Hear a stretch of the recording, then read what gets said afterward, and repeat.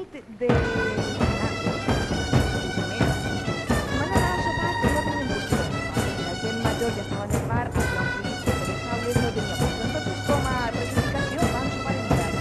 Vam dir nosaltres, enguany, No tenim lloc, botelló, inici del botelló per soparot. En el bar, en l'antic bar d'Espanya, van bloquejar l'entrada obligant els clients i sol·licitar que taula per sopar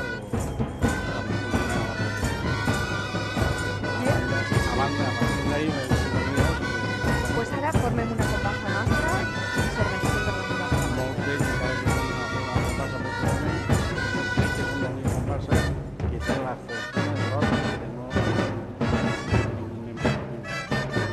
És ara algo que veure, però veig molt d'agradable. I en imatge van a Master. Ja no sabia. Som una història realment Sí, curiosa.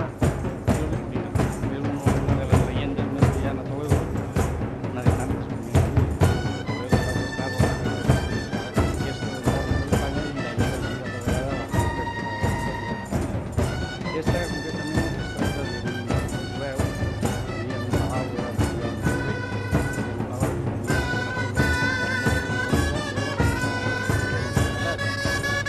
Aquest jueu es dedicava mitjançant l'alquímia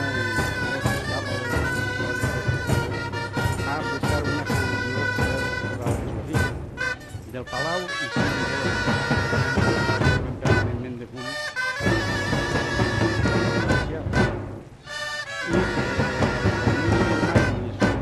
i la gent s'esperava fins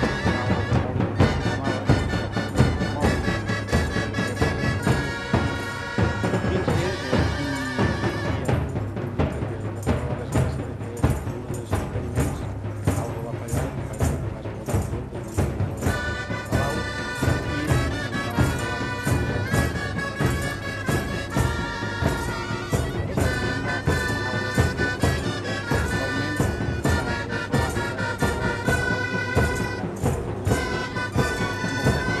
I la música de la coreografia que anava a canvi del grup de percussió de Colla dels Fills, que van interpretar, cantant, i ja estem de fet, una nova. 10 cavalls en carrer de l'avinguda ja està entrada en i després d'això 10 cavalls han espantat del tren que participant en la batalla de les naves de Tolosa.